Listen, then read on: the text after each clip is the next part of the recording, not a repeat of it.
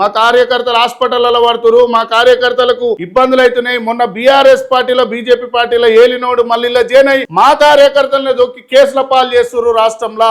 ఎందుకు జీవన్ రెడ్డి సార్ శిష్యుని చంపలేదా? ఎవరు చంపిరో తెలియదా మనకు? బీఆర్ఎస్ నుండి ఇళ్ళకి వచ్చిన సంజయ్ శిష్యుడే కదా.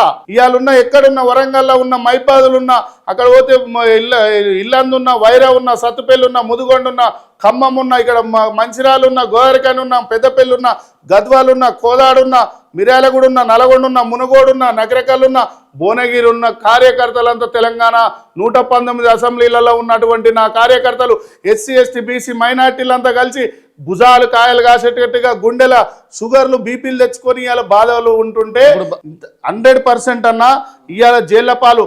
ఆ ప్రభుత్వంలో 10 ఏళ్ళు మేము కేసుల పాలై మళ్ళీ వాళ్ళతోనే మేము అంచబడితే పోలీసు అధికారులు వాళ్ళ చేతుల్లోనే ఉంటే మా కాంగ్రెస్ పార్టీ వాళ్ళు చెప్పుకోలేక బాధపడుతున్నారు క్రాంత.